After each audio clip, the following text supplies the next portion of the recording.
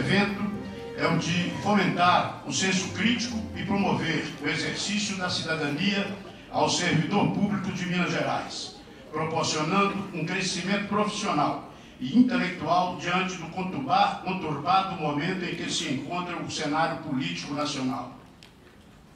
Ao final do evento, haverá sorteio de brindes dentre os presentes que estiverem devidamente credenciados. Agradecemos o apoio da Secretaria de Estado de Direitos Humanos, Participação Social e Cidadania, SEDPAC, para a realização deste evento.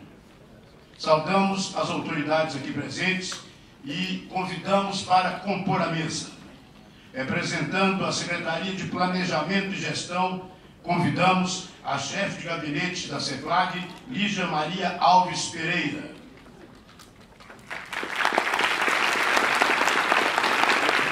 O deputado estadual Cristiano Silveira, presidente da Comissão de Direitos Humanos da Assembleia Legislativa de Minas Gerais. A intendente da cidade administrativa, Graziele Oliveira Expósito. O presidente do Sinfasfisco, o Nadir Gonçalves Júnior.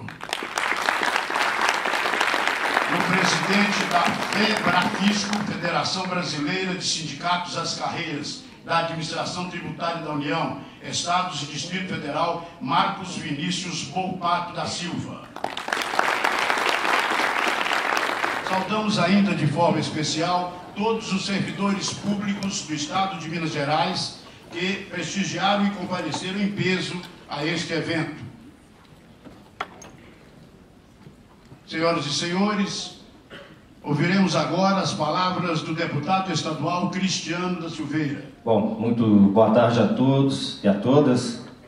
Um cumprimento especial aqui ao Nadir, nosso presidente do Sinfasfisco. Na pessoa do Nadir, estendeu o cumprimento, a toda a direção e também aos trabalhadores da Fazenda de Minas Gerais. E claro que aqui nesse evento eu tenho certeza que tem outros trabalhadores de outros órgãos aqui do governo de Minas que sintam aí da mesma forma cumprimentados, O Sinfasfisco, ele cumpre um papel importante, sabe, Nadir, nesse momento que nós estamos vivendo aqui do nosso país, quando propõe um debate sobre essa relação de mídia e poder, exatamente no dia 31 de março, que é o mesmo dia que o Brasil viveu em 64 um golpe militar. Essa relação ela precisa ser debatida porque os veículos de imprensa sempre estiveram presentes nos momentos políticos decisivos da história do Brasil, por bem e por mal. Quando você lê a obra de Fernando Moraes, Chateau, Rei do Brasil, ali você já percebe elementos fortes da influência que tem a imprensa nos momentos decisórios, nas estruturas de poder. Se você lê a obra do Lira Neto, o Getúlio, ali também você consegue perceber que o papel da imprensa também é predominante. Agora, qual que é o modelo de imprensa que nós queremos, O modelo tem que ser aquele que comunique de forma imparcial, que proporcione acesso à informação e que zele pela verdade, pelo amplo direito de defesa, pelo direito do contraditório. O grande problema é que hoje no Brasil, alguns veículos de comunicação, especialmente aqueles que funcionam sob concessão pública, acabam atuando como partidos políticos, advogando contra algum lado político no nosso país. Então, eu não sou a favor de nenhuma lei restritiva da comunicação, porque logo alguns vão dizer que é lei de mordaça, queremos voltar ao tempo da ditadura, que não pode se dizer nada, mas também acho que aquilo que funciona sobre a concessão pública deve estabelecer aí alguns princípios que são inerentes ao Estado verdadeiramente democrático e de direito. Nós tivemos a oportunidade de há pouco tempo também receber na Comissão de Direitos Humanos da Assembleia, do qual sou presidente, o jornalista Paulo Henrique Amorim, que fez o lançamento da sua obra, numa reunião nossa da comissão, que é O Quarto Poder. Uma obra interessante, que acho que aqueles que estão aqui para ouvir o Bob, que também tenho certeza que vai fazer um grande debate aqui hoje, é uma obra também que importante a leitura para compreender um pouco como se dão essas relações aqui no nosso país. Então eu queria aqui mais uma vez cumprimentá-los pela missão e pelo papel que o Sinfasfisco cumpre nesse momento histórico que estamos vivendo no nosso país. E isso também é um exercício de cidadania, o sindicato consegue cumprir também essa função. E fazer um convite, viu, Nadia? Você me dá uma licença, porque hoje, às 16h30, na Comissão de Direitos Humanos da Assembleia, nós faremos um debate sobre o golpe de 64 e os seus efeitos, né, suas consequências, os seus reflexos até nos dias atuais. Então teremos pessoas que viveram de forma intensa, alguns até de forma lamentavelmente intensa, aquele período da ditadura, e darão seus depoimentos na Comissão de Direitos Humanos. Os que tiverem a disponibilidade de, às 16h30, poder ir à Assembleia Legislativa, no anfiteatro, faremos lá também um grande debate. Ok? Então, saudações a todos, agradeço mais uma vez ao sindicato pelo convite e a gente poder aqui participar do evento com vocês. Obrigado, boa tarde, gente. Senhoras e senhores, ouviremos agora o presidente do Sinfasfisco, o Nadir Gonçalves Júnior. Boa tarde a todos. Gostaria de cumprimentar aqui a doutora Graziele, intendente da cidade administrativa, doutora Lígia, representante do secretário Elvésio, deputado Cristiano, presidente da Comissão de Direitos Humanos, um grande parceiro do Sinfasfisco, aos nossos filiados do Sinfasfisco, gestores e auditores que estão aqui presentes, aos demais colegas, servidores públicos que também nos prestigiam e as autoridades também, né, do governo que não acompanham a mesa, mas que também estão aqui presentes. Gostaria de dizer que é uma enorme satisfação para o Sinfasfisco poder estar aqui realizando esse evento, um evento que só foi possível graças à colaboração e à parceria muito proeminente aqui com a Intendência e com a CEPLAG, que permitiu que a gente utilizasse esse espaço grandioso aqui do Palácio JK para realizar esse evento de forma que pudesse viabilizar a presença dos servidores aqui da cidade administrativa, além disso, também dos nossos filiados que se deslocaram de todos os lugares de Minas Gerais. Nós sabemos da importância, né, do debate sobre o tema que será aqui proposto. Nós estamos atravessando momentos de grande convulsão social, né, causados exatamente pelos acontecimentos políticos que envolvem nosso país, e nós, como servidores públicos, precisamos ter uma visão crítica dos acontecimentos. Então, a intenção do Sinfasfisco em possibilitar a vinda do jornalista Bob Fernandes para fazer essa sua palestra aqui hoje também contribuir para esse debate, de forma que as nossas consciências que sejam realmente a senhora das coisas, e que possa certamente nos levar àquilo que mais nos interessa, que é a paz social, que é o nosso Brasil para todos nós e não apenas para uns poucos. Então, as minhas palavras aqui seriam breves mesmo, somente para cumprimentar a todos e vamos passar adiante, né, porque o que importa para nós aqui realmente são as palavras do nosso comentarista político, Bob Fernandes. Então, muito obrigado a todos e bom evento. O senhor ia encerrar, mas nós vamos passar a palavra para as nossas superintendentes, intendentes, né, que também desejam saudar os nossos colegas e companheiros aqui. E a fala é super breve, em agradecimento ao Sinfasfisco, com o nosso projeto do Plano de Humanização da Cidade Administrativa. A gente queria deixar claro que a intendência, através da CEPLAG e a pedido do governador Fernando Pimentel, de humanizar os espaços da cidade administrativa e transformar em um espaço democrático e de diálogo entre os servidores.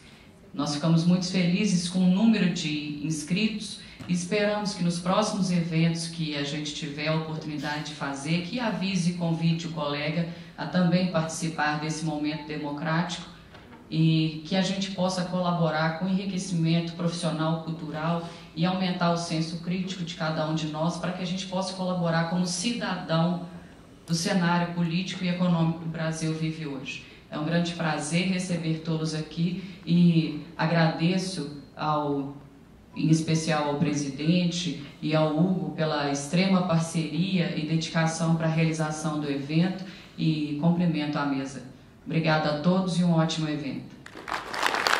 Convidamos o jornalista e comentarista político Bob Fernandes.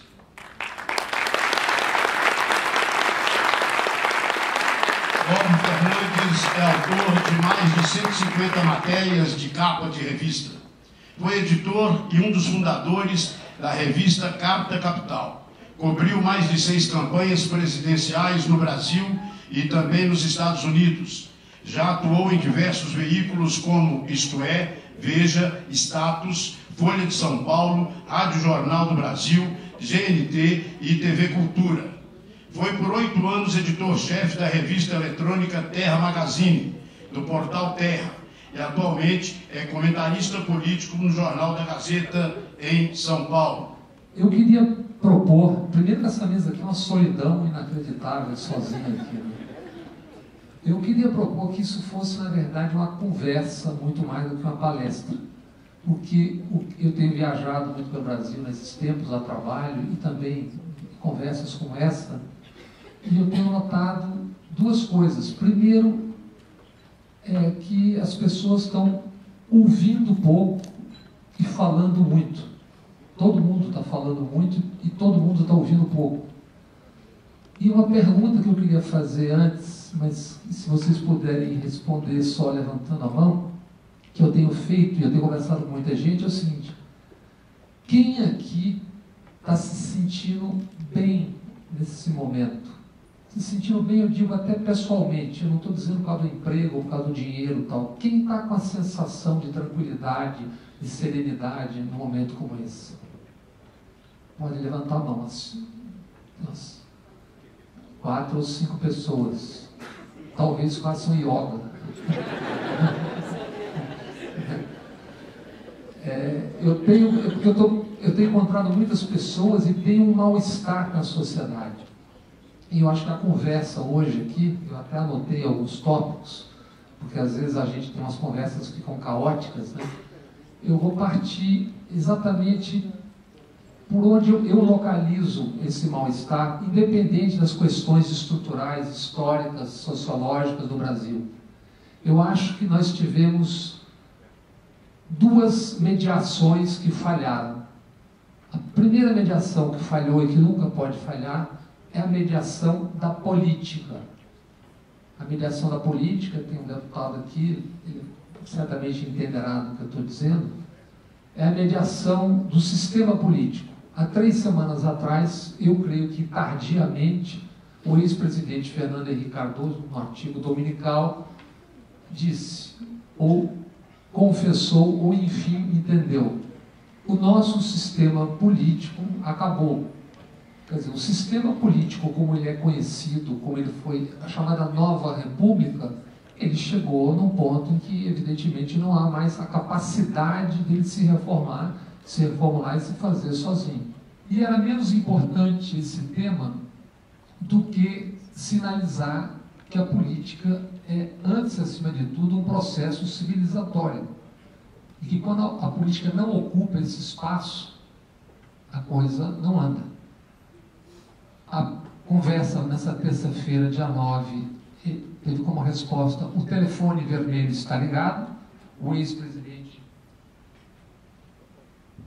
Lula também tinha aceitado conversar, só que no dia seguinte houve a pressão para que não se tivesse nenhum tipo de conversa ali atrás. Na quinta-feira sai uma frase do ex-presidente Fernando Henrique nos jornais dizendo o seguinte: nós não podemos ficar a reboque das ruas. E o que a gente viu naquele domingo 15, ao menos em São Paulo? A política estava a reboque das ruas. Não tinha nenhum político que fosse dos grandes, que eu digo, que tinha capacidade de sentar para conversar e sinalizar alguma coisa, não tinha nenhum nas ruas. Você tinha um que estava lá no apartamento do Rio de Janeiro na janela, você tinha gente que quer dar o golpe militar ali na Paulista, mas gente com responsabilidade de conversar não tinha nenhum. E durante muito tempo isso continuou assim. E acho que a gente chegou onde chegou agora, inclusive apareceram listas, planilhas, super planilhas, etc., que isso não é problema nenhum que apareça, porque o que não pode é isso ser jogado o tempo todo na parede, demolindo a política o tempo todo, com prova sem prova, porque se a gente demolir a política, qual é o canal que a gente vai comunicar? Se demolir a política é o pior que a gente pode fazer. Você pode fazer é reformar, limpar, arrumar, mas demolir não dá. A outra mediação que eu acho que falhou, e está falhando muito, é a mediação da comunicação, a mediação do jornalismo. Tem gente, tem ótimos profissionais, tem gente fazendo excepcional trabalho cobrindo o que está sendo feito no Paraná ou em Brasília, o que está sendo vazado e tal, mas o problema é o que não está sendo feito. Esse é o problema. Alguém me perguntava há pouco sobre imparcialidade. Imparcialidade só existe diante do que é o fato. Se as pessoas todas que estão aqui, sei lá, 200, 300, eu não sei quantas, forem descrever esse evento, dirão que o meu terno era azul marinho, parecia preto de longe, era branca a camisa, a gravata era azul e branca, mas cada um, evidentemente, terá a sua opinião sobre o que está sendo dito aqui, o que vai ser conversado.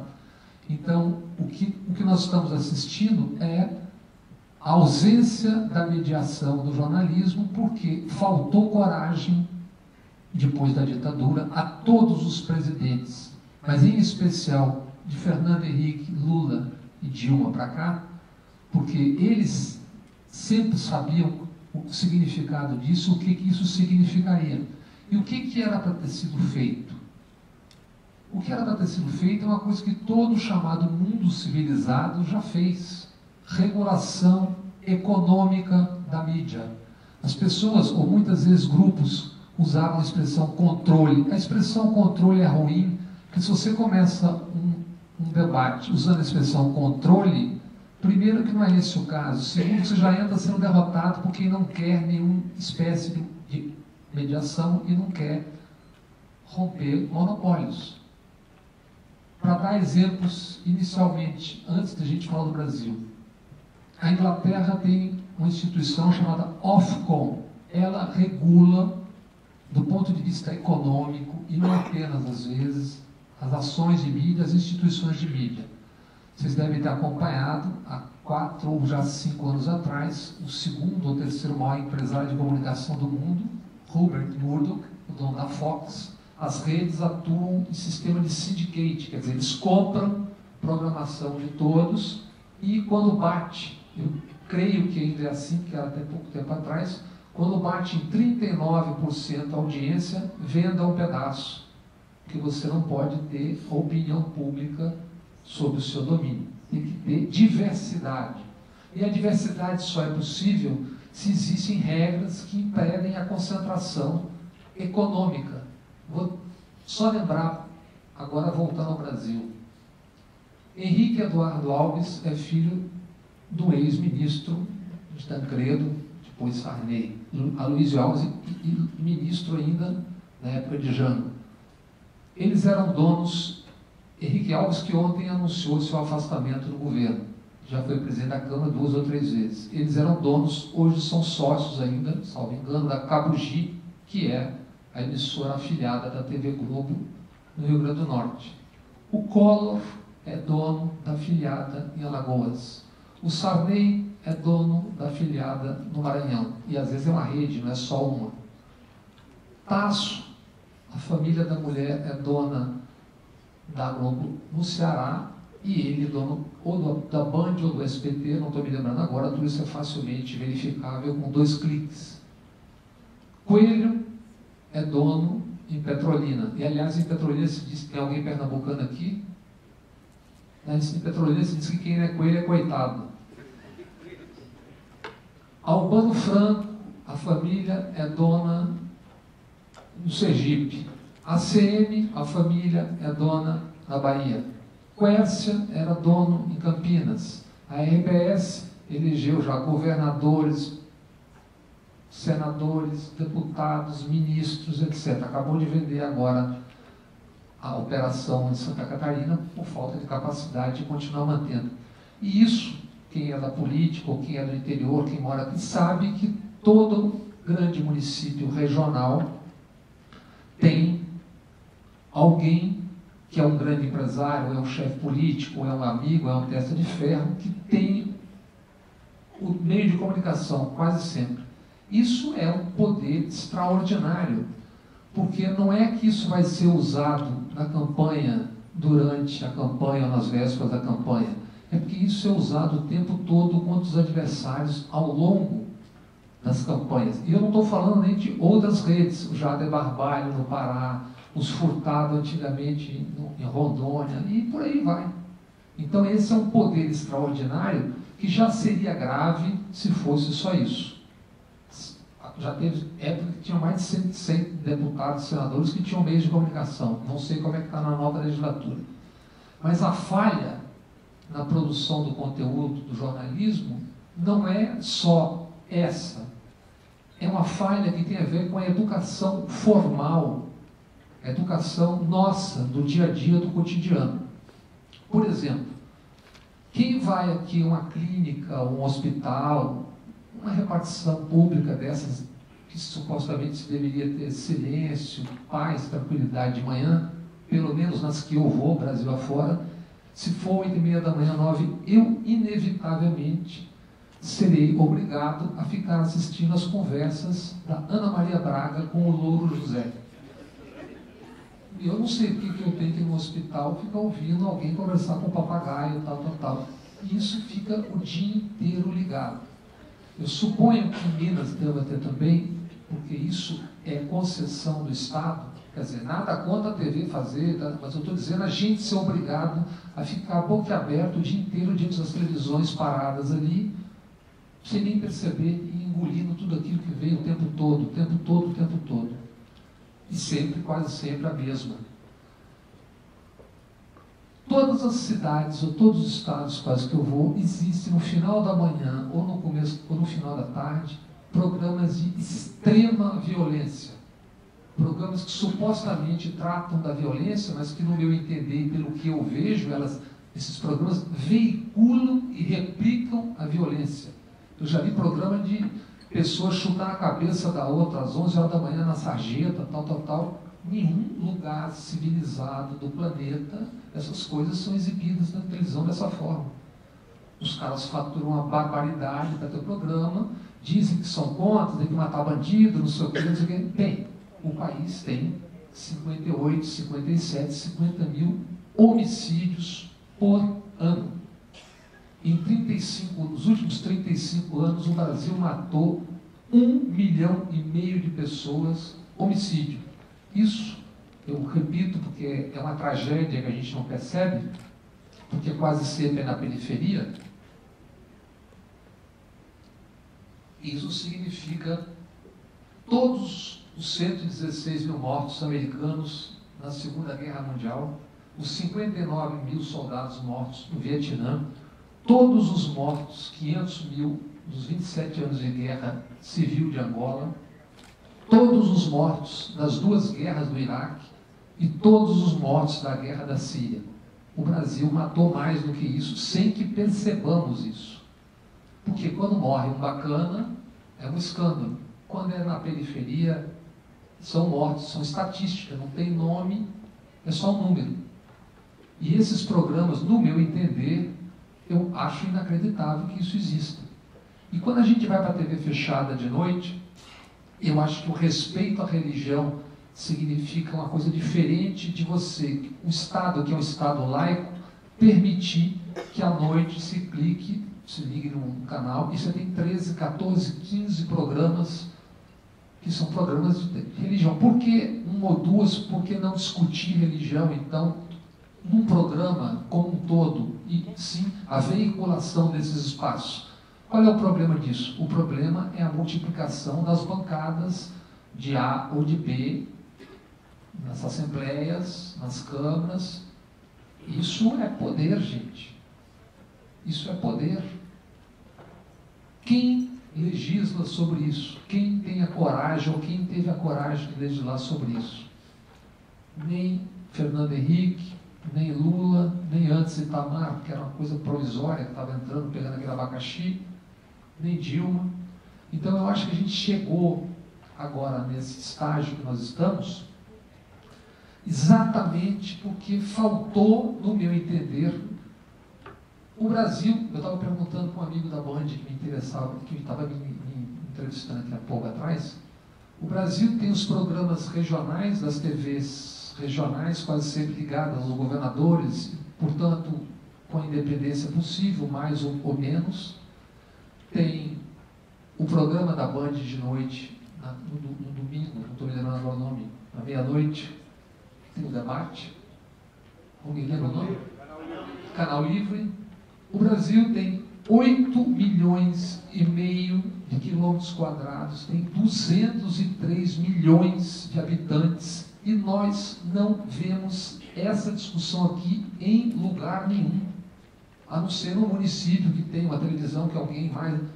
Essa televisão, esse debate, isso tudo que nós estamos assistindo, vivendo, não existe. Por exemplo, semana passada, eu estava até numa palestra em Salvador, acompanhei mal o assunto, mas sei que o arcebispo de São Paulo, Scherer, foi agredido dentro de uma igreja e a pessoa disse que ele era um comunista infiltrado.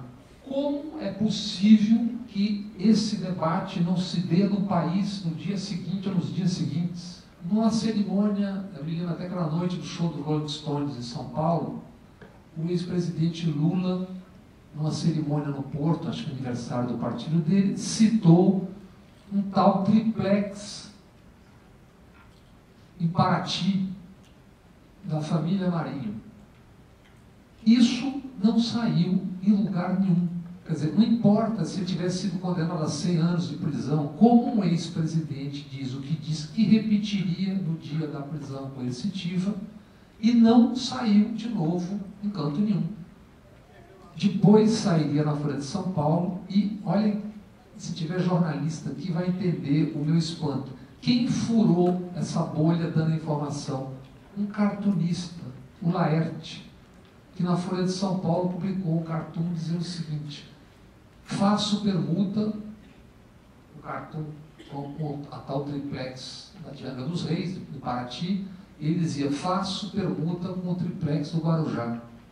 Quer dizer, um cartunista, levou 10 dias para um cartunista furar. Como é possível uma coisa dessa? Quer dizer, não importa quem é que está falando, se alguém falou, o fato existe. Ponto. Outro exemplo. Eu não vou me alongar muito, mas a gente poderia conversar e discutir bastante, porque esse tema é para andar. Futebol, outra paixão brasileira no momento em baixa, né? Depois dos 7-1 do Paraguai, tal. A investigação que chegou à FIFA, que deu essa cadeia para vários, e que está dando esse afastamento do ex-presidente da FIFA, essa investigação foi feita no começo dos anos 2000, a partir da ISL, investigação feita na Suíça.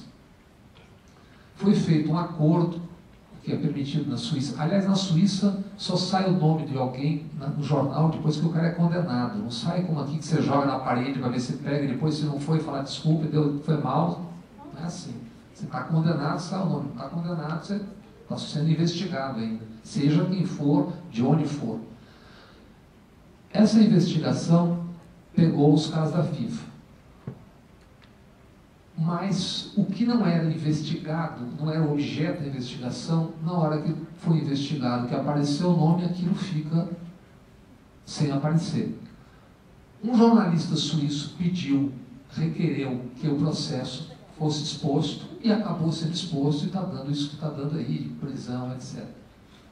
O jornalista Jamil Chad é correspondente do jornal Estado de São Paulo há 16 anos na Suíça. Conhece como poucos tudo aquilo ali.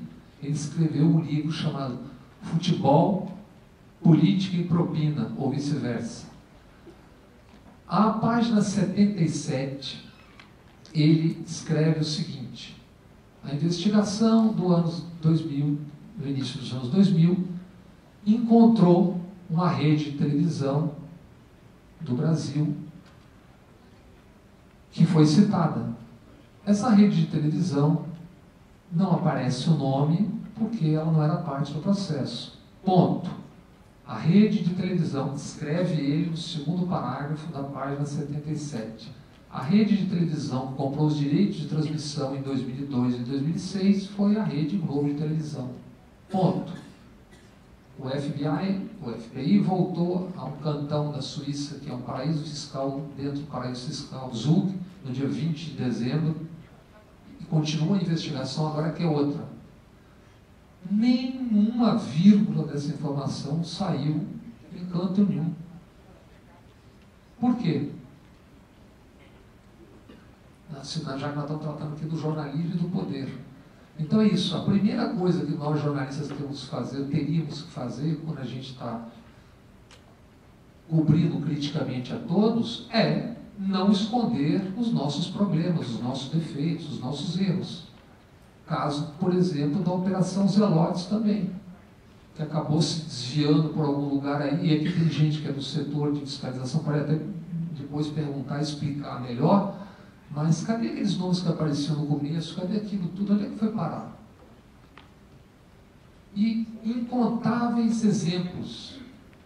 Metrô em São Paulo, o escândalo do metrô, que é 1 bilhão e 800, tal. Agora, quando foi essa semana, o Ministério Público, a Justiça, resolveu que vai tocar para valer, está valendo, isso vai ser julgado, tal. E aí aparecem lá os funcionários da multinacional, e eu pergunto o seguinte: como é que se faz um negócio que tem um superfaturamento, pelo que entendi da licitação, de mais de 1 bilhão, sem que exista um ente político envolvido? Quem autorizou? Foi o maquinista, bilheteiro? Quem que autorizou?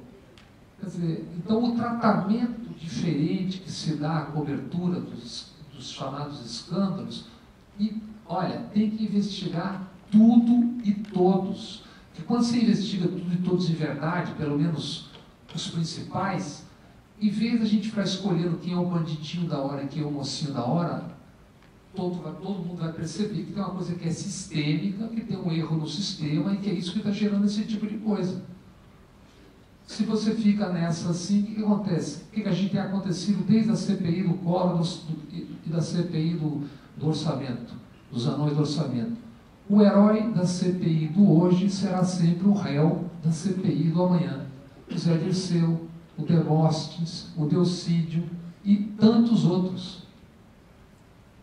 Essa disparidade na cobertura, que é absolutamente, eu teria 100 exemplos aqui para a gente ficar discutindo, mas não é o caso agora, é isso que eu acho que provocou e provoca esse mal-estar. Por quê? Quando você tem o dinheiro concentrado, o monopólio num lugar só, e isso a gente está falando, que a gente está em Minas Gerais, em São Paulo, imagine ao longo dos 5.700 municípios do Brasil e nos outros estados, como é que é essa força.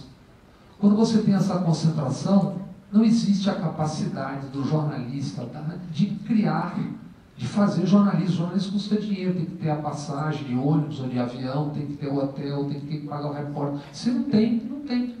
Eu, por exemplo, estou com um blog, uma revista eletrônica nova, porque eu fiz o Terra Magazine por 9 anos, estou com uma revista eletrônica nova há 1 ano, pronto. Qual é o problema? Como é que você vai chegar para uma empresa de publicidade, para você ter ou patrocínio, ou alguma coisa, e o cara fala: vem cá, por que eu vou anunciar com você e não com o G1? O que é o G1? O G1 é todo o poderio de uma emissora ou qualquer outra. Então não existe a possibilidade sequer, a não ser que você fique lá trabalhando de graça para o Google, para o Facebook, como está todo mundo fazendo. Então esse é o problema sério e grave, a regulação econômica inexistente. É por isso que não tem. E o que isso acaba gerando? Acaba gerando, em relação a essa coisa que eu chamei, a coisa, muitas vezes, o outro lado da mesma coisa, que é A única capacidade que a pessoa vai ter de se financiar para fazer o jornalismo na cidadezinha pequena dele, tal, é o quê? É o prefeito, ou é o deputado, ou é o senador, ou é a Petrobras, ou é a Eletrobras.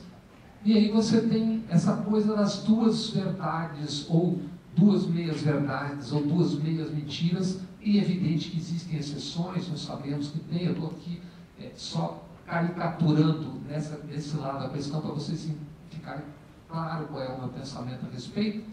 É isso que nós estamos nessa situação que nós estamos assistindo, vivendo no Brasil. Sai uma coisa na internet, todo mundo replica, ou um grupo replica, como se aquilo fosse uma verdade absoluta. Aí, quando aparece uma coisa no jornal, por exemplo, cadê a tal lista dos 316 da semana passada? Mas não tem uma semana, já sumiu. É falsa, é verdadeira, é mentirosa, não é? Exemplo, está sendo investigado e tem que ser investigado o Instituto Lula, as palestras do Instituto Lula. Ok. E os demais institutos demais? E arrecadou, ou teria arrecadado, a promessa de 7 milhões para o futuro Instituto Fernando Henrique Cardoso, ainda na presidência. Eu pergunto, por que isso não precisa ser investigado e outras coisas precisam ser investigadas? Aí eu ouço sempre a mesma argumentação. Ah, porque prescreveu. Pode ter prescrito para a justiça, para a polícia, para o jornalismo não prescreveu. A gente pode investigar até o Nero, que tocou fogo em Roma, lá atrás. Não prescreveu. Os 12 caras estão lá, você vai lá, pergunta como é que foi o jantar, qual era o vinho, era Petrus, era não sei o quê, Romane Conti, está tudo lá. Então são escolhas, e é óbvio, isso não é escolha do repórter, isso é uma escolha editorial, isso é escolha... Como tudo, o jornalismo tem os seus interesses. Ninguém vai negar os interesses que todas as corporações e instituições têm. O problema é quando não existe a pluralidade de interesses, ou quando isso é pouco, isso é pequeno. Essa lista, essa super planilha, por exemplo, tem jornais que têm a capacidade, tem emissoras que têm a capacidade de rapidamente fazer uma comparação. O que o cara declarou no teto? Pelo menos os principais, aqueles apelidos engraçadíssimos que tem lá, os 20 ou 30, né? Nervosinho, não sei quem, tudo lá, né? Tem a capacidade de pegar aquele, declarou isso no imposto, não declarou, significa que é culpado? Não, mas nada disso o Delcídio delatou 72. Por que o Delcídio delatou 72 é verdade, e é verdade uma parte, e a outra parte não é verdade? Como é possível? Agora que nós estamos começando a desconfiar, uma coisa que eu vim insistindo já há mais de ano, e eu achava às vezes que eu estava ficando meio doido, é o seguinte: os empreiteiros têm computadores que são monotemáticos. Eles só tratam da Petrobras, eles eram uns malucos, eles ficavam a noite inteira, Petrobras. Os computadores dos empreiteiros têm as suas relações com todos com os quais eles tinham relações. Onde estão as informações sobre isso? Idem contas que vieram da Suíça. Pediram especificamente só em relação ao YP12 ou pediram as contas dos empreiteiros para quem? Eu estou fazendo essa pergunta, que eu acho que é uma pergunta que o jornalista já deveria estar fazendo, e não é que, repito, tem excelente cobertura feita pela Folha, pelo Estadão, Fausto Macedo, os caras fazem uma grande cobertura agora. Tem coisas que não estão sendo feitas e eu gostaria de entender por que não estão sendo feitas, ainda que suspeitemos por que não estão sendo feitas. É isso, que se você tem um amplo leque do que é a política... Tem gente aqui de quantas cidades? Sei lá, 10, 15, 20? Quem for de uma cidade diferente do outro, por favor, levanta só para ter uma ideia. Cidades diferentes. Quem aqui não sabe como, em boa parte, é feita uma campanha na sua cidade? Qual é a regra do jogo? A não ser quem tem voto de opinião, ou tem voto que é ligado a sindicato, ou tem voto... Como é que é feito? Todos sabemos desde sempre, entende? Então, se é sistêmico, por que no ano passado, quando estava tendo a tentativa de reforma no Congresso, vocês lembram quando eram as manchetes? pauta-bomba. Pauta-bomba contra quem? A pauta-bomba era contra nós mesmo. Cunha derrota o governo. Mas o Cunha está derrotando o governo ou está ferrando a gente que na hora de você votar a banana da reforma política não foi feita a reforma política? Qual foi a primeira frase do Eduardo Cunha no dia que foi eleito presidente da Câmara? Quem tiver aí pode clicar e conferir. Aborto e regulação econômica da mídia só será feita por cima do meu cadáver. Isso horas depois de eleito presidente da Câmara, sabendo o passivo que tinha e jogando a sua isca. Renan Calheiros, eleito presidente do Senado, da outra vez. Qual o primeiro gesto?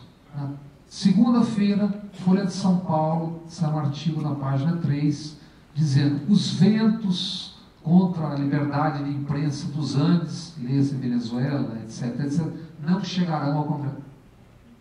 Ele, por acaso, escolheu esse tema? Não, não foi por acaso. É porque é assim que o jogo é jogado.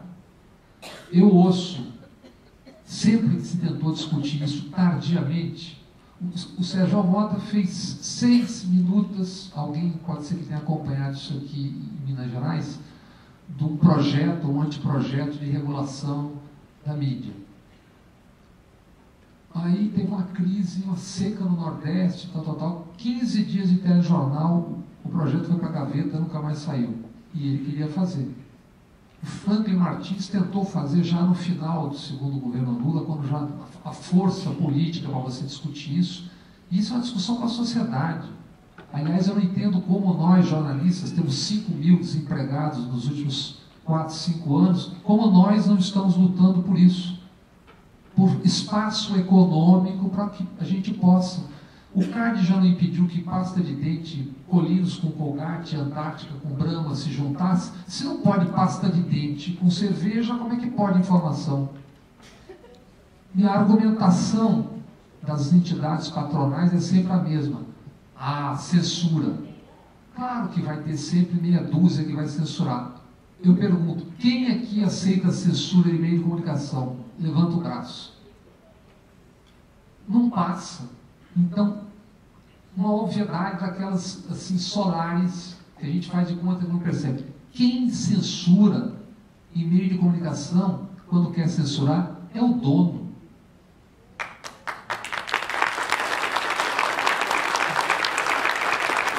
De acordo com os seus interesses. E olha, tem gente super boa nos lugares, tentando fazer, então, mas quem censura é o dono, gente. O último ato de censura do Estado brasileiro que eu me lembro foi o filme Je vous salue Marie, do governo Sarney, que era um filme que acho que a CNBB não aceitou, alguma coisa assim. Então é isso. Essa é a realidade. A crise, a responsabilidade da imprensa? Não, a crise, a responsabilidade é da política que falhou, é da apropriação de bens do Estado para fazer campanha, que não é novidade, mas que se escancarou, porque existem instrumentos hoje em dia que permitem que se perceba isso. Antigamente era muito mais difícil, hoje em dia é muito mais fácil. Erraram brutalmente, não tem como ficar escondendo os fatos, não se trata de esconder os fatos agora, se trata de ver isso de uma maneira equânime. Quando eu vejo o Agripino Maia, 15 dias depois de ser citado por um delator do Rio Grande do Norte, participando da passeata em Brasília,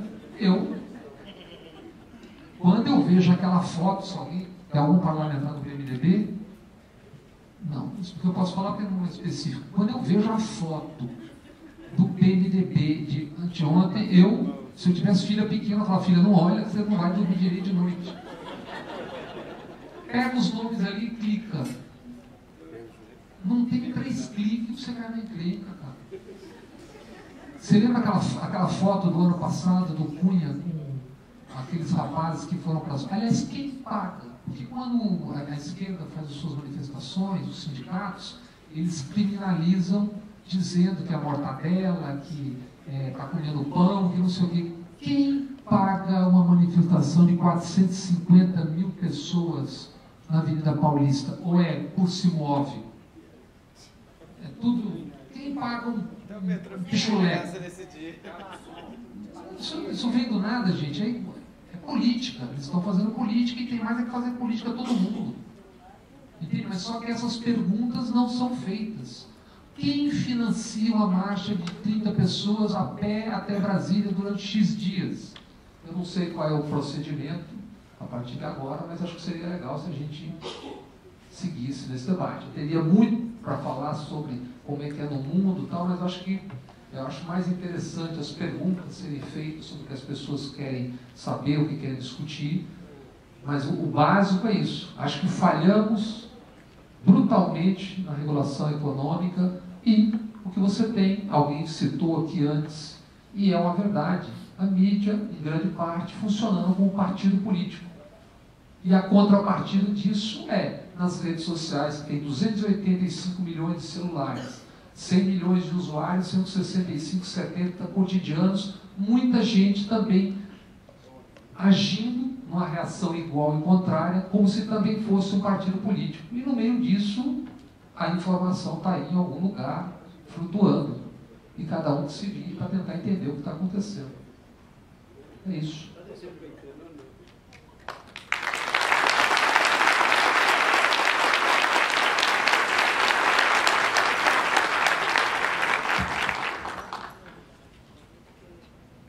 O microfone está à disposição, a gente pede a pessoa para se identificar ao fazer uso, ok?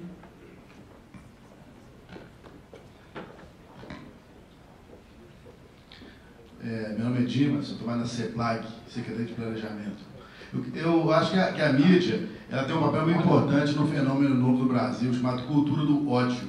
Eu queria que o senhor falasse, por favor, sobre isso. Eu acho que a cultura do ódio, ela passa não apenas pelo jornalismo político, ela passa pelo conjunto de coisas que eu até toquei. Eu fico escandalizado com os programas policiais de rádio e televisão. Eu acho que isso tem muito a ver porque as pessoas vão introjetando aquilo e tem uma banalização da morte, que como essa morte quase nunca é próxima das classes médias, das pessoas que têm dinheiro, a morte da periferia. Imagina como é que você fala, mataram 18 numa chacina, mas como que 18 é um número? Mata um na Savassi, ou na Paulista, não sei, um que mora lá, tu vê o tamanho do barulho. Eu acho que isso tem a ver com as raízes do Brasil, um país que teve 350 anos, 3/5 da história do país, você teve escravidão. E a escravidão acabou assim, instalando o dedo, meu amigo, se virem agora, tal. Tem uma cultura de ódio que não é só agora, e não é da campanha. Outro dia na Bahia me perguntaram se a campanha eleitoral, se esse ódio é um ódio da campanha eleitoral. Não, isso é um ódio estruturado na sociedade brasileira que aflora de vez em quando. Um país que admite, que convive com 57, 58, 60 mil homicídios por ano, cara, isso é uma coisa de guerra civil não declarada. Então eu acho que tem um ódio que agora, nessa coisa instrumentalizada, de você concentrar todos os problemas, e tem gente que eu conheço que brigou com a namorada, a culpa é do governador, é do presidente, quer dizer, tomou um corno alguém, pô, a culpa é do cara, não é. É óbvio que uma coisa é a politização, outra coisa é essa coisa meio uma psicose de que todo mundo transferir para o poder. E mais um detalhe que diz respeito a todos nós, agora que você perguntou, que eu esqueci de falar.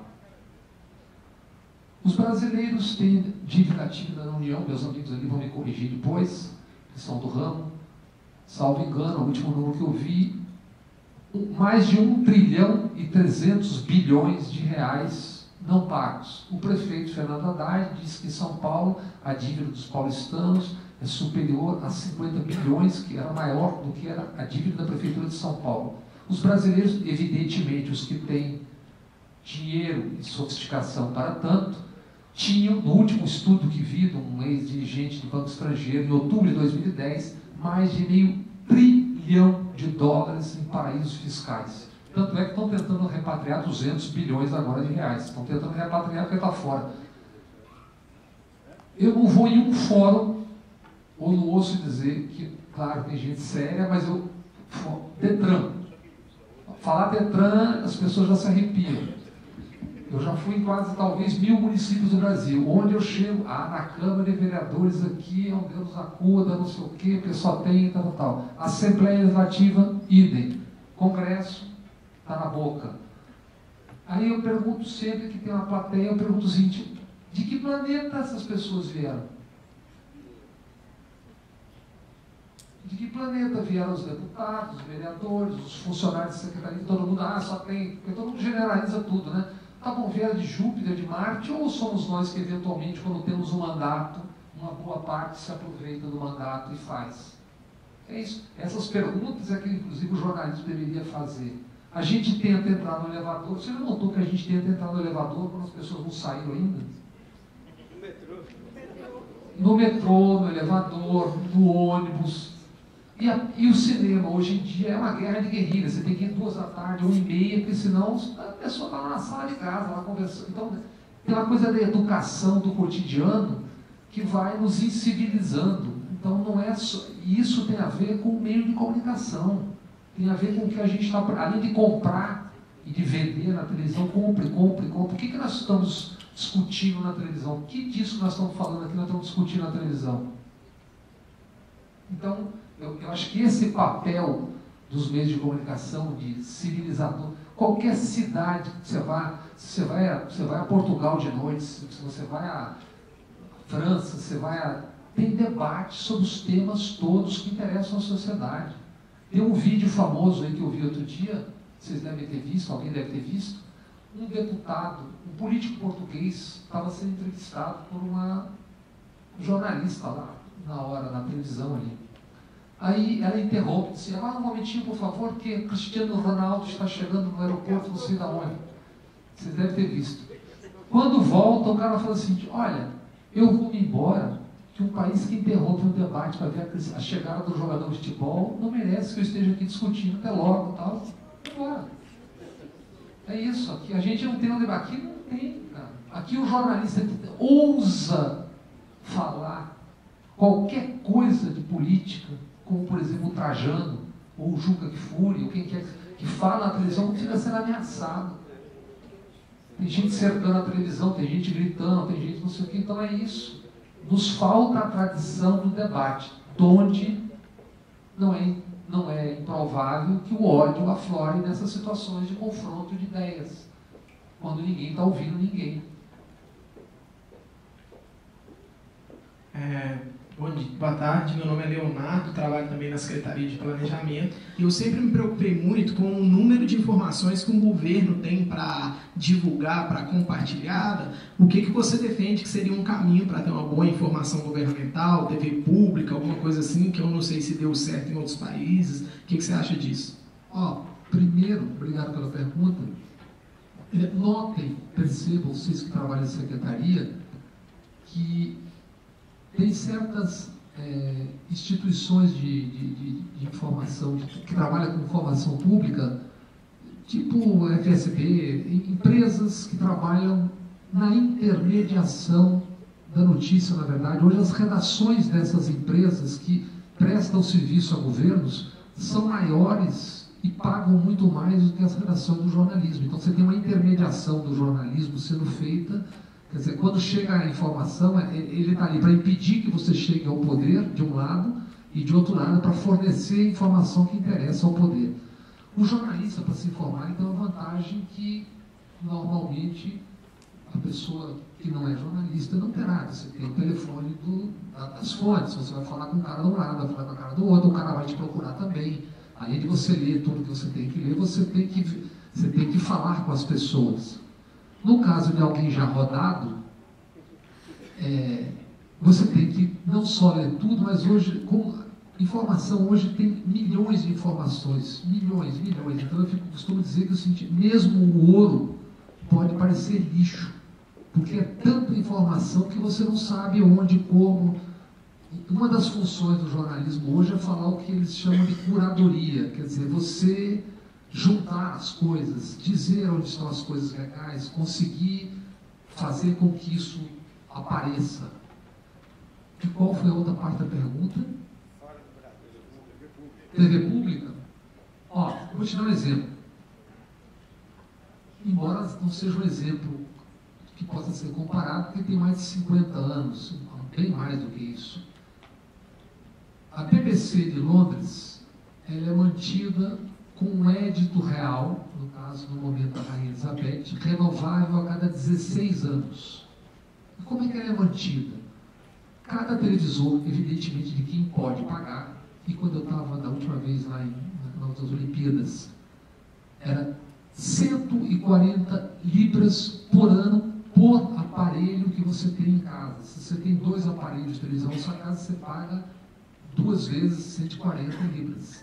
Com isso, é mantida a TV pública BBC, cujo orçamento não é contingenciável. Se tiver uma crise, não sei o que, ele não vai na rapa, não, aqui não pode, é deles. E tem um conselho de governança que governa tanto para problemas internos como para problemas externos. São vários modelos. Na França, o parlamento participa um pouco, mas o Japão tem a MK, a Austrália tem, todos os lugares têm. O Brasil tem um esforço recente de 11, 12 anos de fazer a TV Brasil, que é mantida apenas e não somente com o dinheiro público, com o dinheiro do Estado, mas é porque é da tradição. Imagine se algum governante no Brasil for pedir, me dá uma grana aí, então nós vamos fazer uma TV pública. Primeiro você tem a oposição, a própria existência da TV pública. Quando começou, teve a oposição dos meios de comunicação, pancada, porrada. As TVs públicas, eu acho que falham exatamente porque elas poderiam promover debates, mas não um debate tipo, traz a minha tropa, tipo que a gente vê na TV que transmite o país todo. Traga todo mundo para discutir. As TVs públicas, mesmo sendo financiadas pelo Estado, deveriam promover esse debate público dos temas. Eu não sei por que não acontece. A TV pública seria um caminho. Agora, o Brasil tem uma TV pública muito nova, muito recente, e que eu acho que cometeu uma falha no começo, que foi não ter criado, ao mesmo tempo, rede social. Essa coisa começou depois, de uma maneira muito... Então, as novas gerações, por exemplo, estão noutra. Eu tenho um filho de 19, 17, que papel só para ver qualquer coisa lá, que cinema, não é tudo digital. Então, eu acho que a TV pública, as TVs públicas deveriam fazer esse papel. Eu sei que tem TV comunitária que faz, tal, mas é muito pequeno e muito pouco diante do tamanho do país. Boa tarde, Bob. Meu nome é Giovanni, sou da Secretaria de Meio Ambiente. Seguindo essa linha sobre o financiamento, né, da comunicação, queria que você dissertasse sobre o processo de crowdfunding para o jornalismo. Tem experiências exitosas como o Diário de Centro do Mundo, Viu Mundo, né, o Tijolaço, enfim, o Cafezinho. Queria que você falasse um pouco sobre esse processo. Olha, eu acho que o crowdfunding é uma coisa muito legal, mas pela minha experiência, não é uma coisa que você me permita fazer jornalismo em larga escala. Não dá para a pessoa viver só disso. As pessoas têm, quase todos que eu conheço, não jornalistas livres, não. É difícil, porque você tem que pagar o salário do jornalista. O crowdfunding tem servido muito para você fazer matérias. Você contrata para fazer isso, para fazer aquilo. Mas, por exemplo, você botar uma revista eletrônica no ar, você tem um custo, cara. Você tem o custo da armazenagem, o custo do repórter, o custo da viagem, tudo. Então, o crowdfunding, por quê? Porque o Brasil não tem a tradição que, por exemplo, os americanos têm e os europeus de financiar, inclusive como negócio. Tem uma grande revista americana chamada Quartz, que ela é derivada de uma revista que era da esquerda, que Hemingway escrevia, no revista de papel chamada Atlantic. E eles fizeram uma revista que trata de economia, trata de tudo isso. Os 2 primeiros anos, e eles são um sucesso agora, os 2 primeiros anos foi patrocínio. Boeing, não sei o que, não é aquela publicidadezinha que fica ali, não. Qual é o problema que você tem do financiamento na internet? É que a lógica ainda é a lógica do clique. Quantos cliques teve? Aí vai ter que ter mulher nua, jacaré comendo cabra, não sei o que, e complica, entende? O Brasil não tem a cultura de você financiar uma iniciativa de jornalismo livre. O Brasil não tem essa cultura. Então você tem o a alfândega é legal, mas ele não, ele acho que pode cada vez mais ir estabelecendo essa cultura, mas não conheço quem viva, a não ser que seja muito pequeno, muito modesto, você pega lá os meninos que estão saindo da faculdade e tal, aí você consegue fazer. Agora, para você fazer um jornalismo de fundo, para valer, pesado, ir atrás das coisas, dá para fazer uma matéria, duas, mas não dá para pagar salário, não dá para pagar tudo. Esse é o problema. Aliás, esse é o problema do jornalismo de internet, é como financiar. Isso é um problema não só no Brasil, não existe ainda modelo de negócio, principalmente aqui, que sustente isso com longevidade.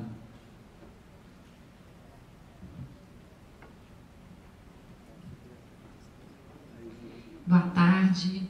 Bob, é um prazer te ouvir. Eu sou sua colega, sou jornalista, sou assessora de comunicação da Secretaria de Planejamento e sou diretora do Sindicato dos Jornalistas de Minas Gerais.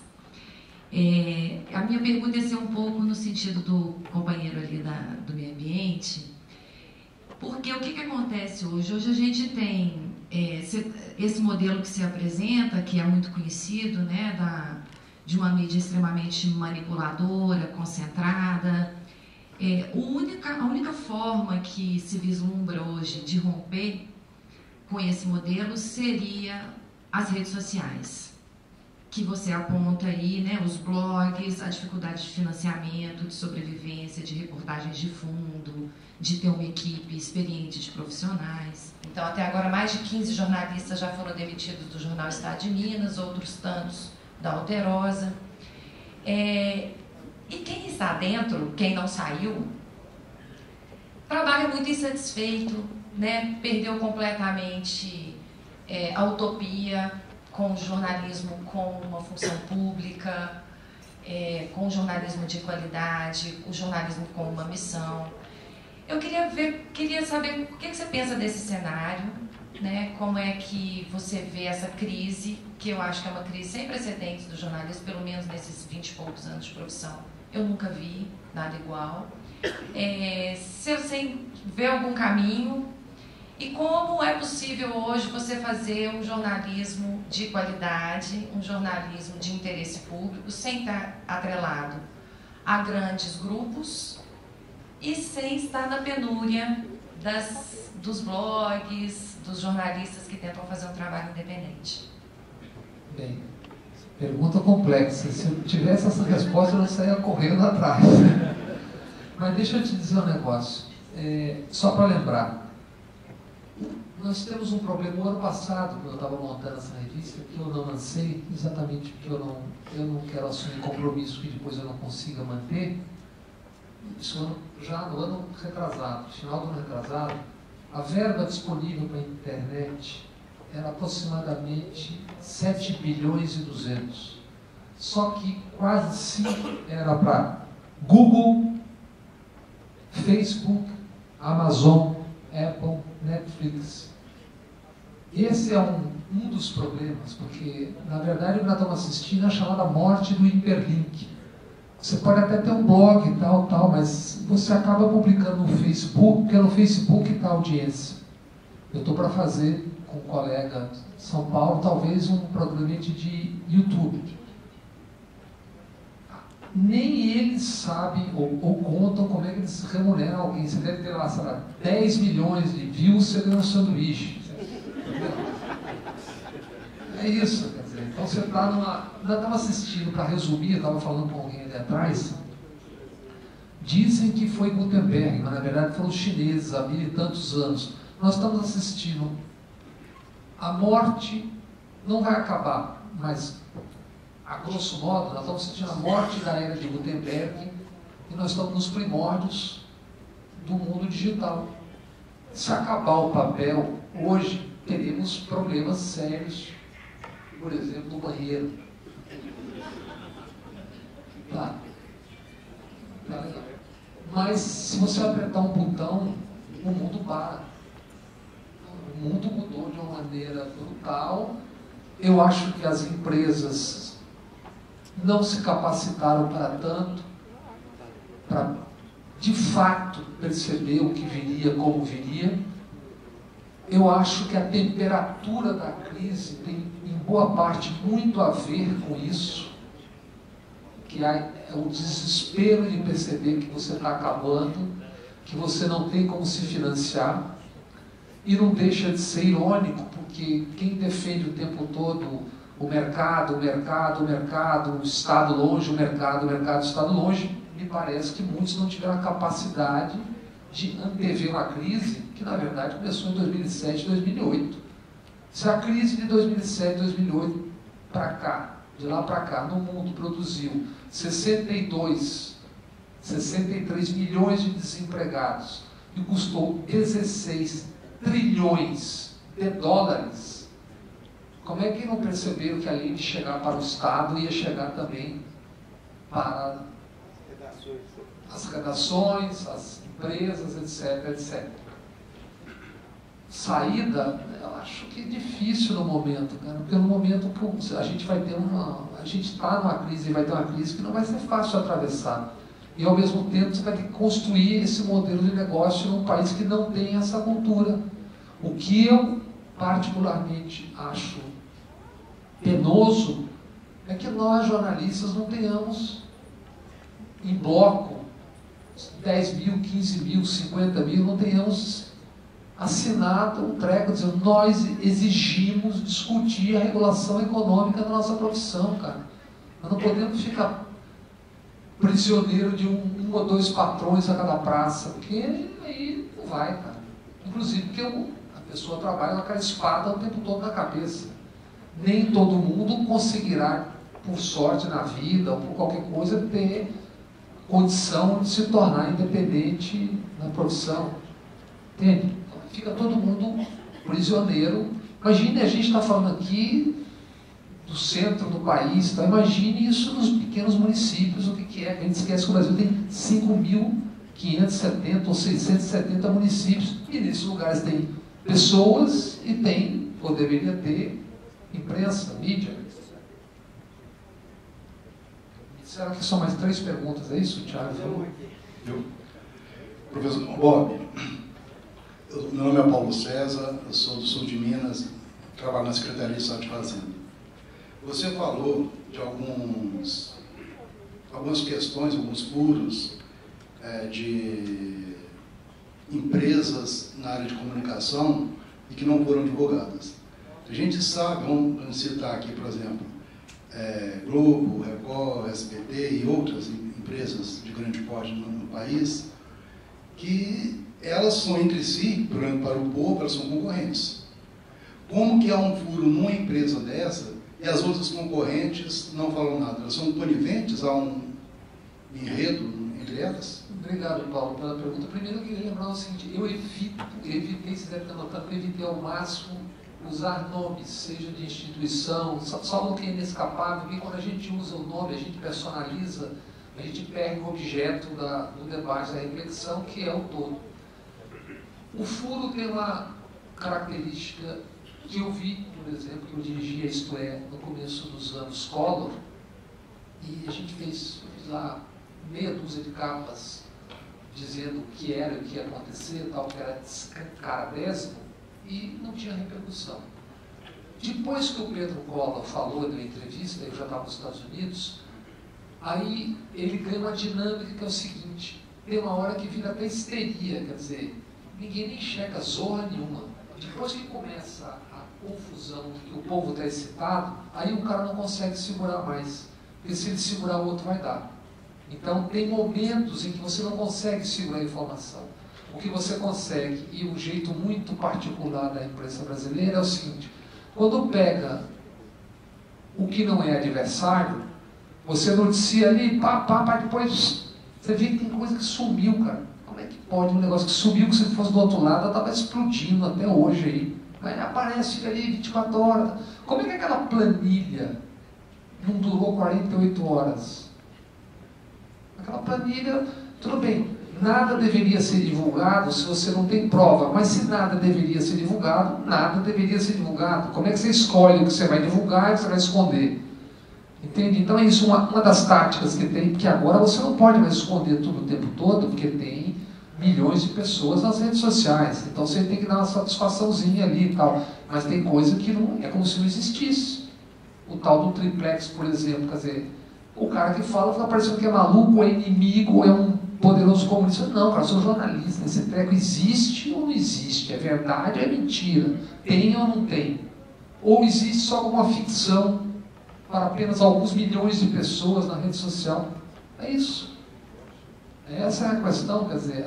Agora, o furo tem uma lógica. Quando a temperatura está quente, aí todo mundo briga por ele e o dono não consegue segurar. Porque senão o outro vai dar e aí ele vai perder aquilo, como a gente viu na reta final do caso Collor. Não nos primeiros ano e meio. Não. Quando há censura, quem censura é o patrão. Ou o capataz do patrão. Ou, o que é pior, o jornalista que é mais realista do que o rei, que acha que o patrão não quer. Eu gostaria, assim, eu não sou jornalista, né, então eu gostaria, pela sua experiência, que você fizesse comentários sobre essas emissoras públicas, né? Você falasse da Voz do Brasil, da TV Senado, da TV Câmara, e nós temos outros desdobramentos estaduais, mas se você comentar sobre essas três, a gente poderia. Eu acho que a lógica, TV pública, a TV Senado, a TV Câmara, agora me parece que a TV Câmara está numa situação estranha, porque está sob domínio do presidente, que só põe o que quer e tal. Mas a TV Câmara, a TV Senado, assim como a TV do Tribunal de Justiça, ela tem uma função muito específica dos temas ali. Agora, as TVs públicas de governadores, tal, eu acho que elas teriam que ter uma coisa muito além do que tem. Eu não sei como é que é aqui, não acompanho Minas nesse nível, mas deveriam ir muito além, cara. A TV pública deveria ser uma TV pública aberta para todo mundo, para discutir tudo. Mas, no mais das vezes, se tornam armas dos governadores. E por isso também as pessoas não têm interesse, porque as pessoas já sabem. Se você bota a TV pública para discutir tudo, as pessoas sabem que está discutindo tudo. Se você bota como instrumento de fazer política, as pessoas sabem que aquilo ali é um instrumento de fazer política. Claro, tem gente que não sabe, que não percebe nada. Mas quem percebe alguma coisa, percebe. O problema é que essa midiotização é um problema no Brasil. Eu volto ao tema do começo. Entrar num hospital com um lugar de silêncio, e ver lá as pessoas parecendo uma borboleta na luz, parado, horas, e aquele som, aquela coisa falando. Quem disse que eu quero ouvir aquilo ali, cara? E quem disse que eu quero ouvir a emissora A ou B? Quem perguntou? Aí eu deixo lá toda vez que eu vou, Samaritano, lá em São Paulo, perto da minha casa. Onde eu vou, eu deixo. Por favor, respeitem o ambiente. Para que tem que ter uma televisão ligada? Bar e restaurante. Não sei como é que é aqui. Na Bahia, terra dos meus pais, lá eu vou na Bahia. Cara, para que aquela coisa berrando lá, gente? Pelo menos bota a letrinha lá, tira o som. É isso, né?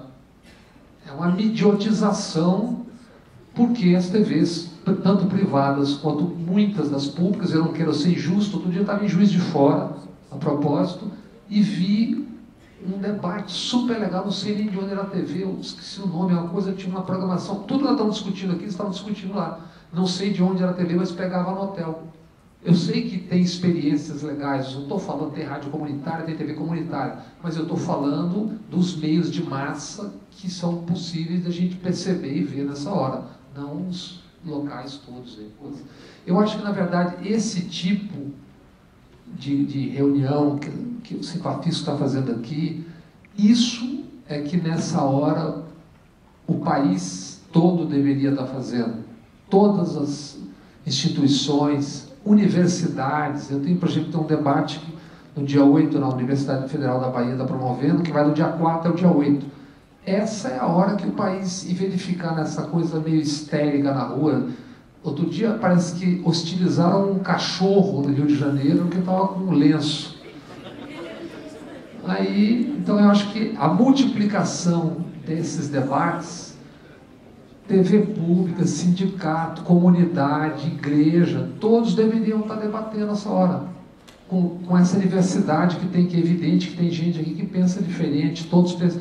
Porque Porque o problema, volta a repetir, todo mundo aqui deve estar alguma espécie de mal-estar, fora meu amigo lá que se cuida, tal, as pessoas...